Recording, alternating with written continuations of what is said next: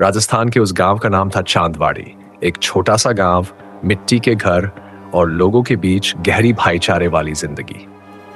एक महीना पहले तक यहाँ हर रात ढोलक और लोकगीतों की आवाज गूंजती थी, लेकिन अब यहाँ सिर्फ सन्नाटा है और एक अजीब सी घबराहट भरी हवा।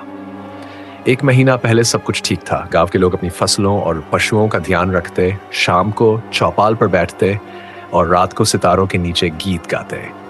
लेकिन एक दिन गांव के पास के जंगल से एक अजीब सी रोशनी देखी गई। रात के 1 बजे के आसपास वह रोशनी चांदनी जैसी थी, लेकिन उसका रंग कभी लाल हो जाता और कभी नीला। गांव के लोगों ने इसे भगवान का कोई संकेत समझकर इस बारे में सोचना छोड़ दिया।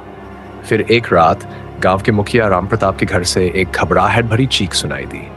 जब लोग भागकर वहां पहुंचे तो मुखिया की छोटी बेटी गुडिया छत पर खड़ी थी, बिल्कुल शांत। उसकी आंखें लाल हो चुकी थी और उसका चेहरा अजीब तरीके से मुस्कुरा रहा था। उसने सिर्फ एक बात बोली, अब हम सबको बुला रहे हैं। उस रात के बाद गांव के लोगों को लगातार अजीब सपने आने लगे। सपनों में वह जंगल दिखाई देता जहां से रोशनी आई थी।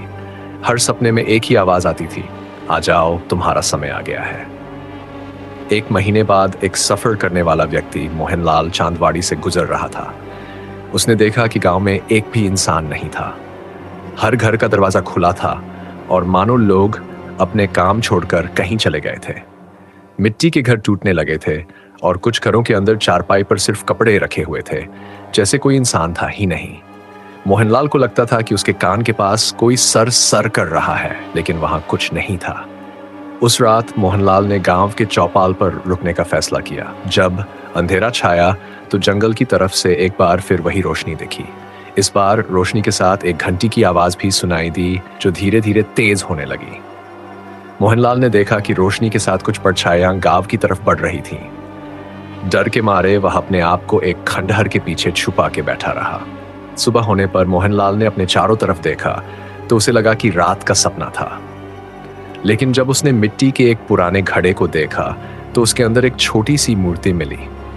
मूर्ति का चेहरा किसी इंसान का नहीं, बल्कि एक अजीब प्राणी का था। 3 आंखों वाला और सिर से बाहर निकली हुई उंगलियों जैसी चीज।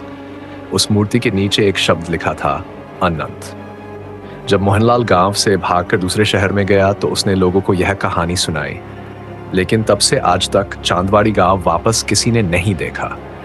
कहा जाता है कि रात के अंधेरे में जंगल के करीब रुकना मना है, क्योंकि रोशनी अब भी कभी कभी दिखती है और जो भी उस रोशनी के पास गया वह कभी वापस नहीं आया। क्या वह रोशनी किसी दूसरी दुनिया से आई थी या फिर ये एक प्राचीन श्राप का असर था?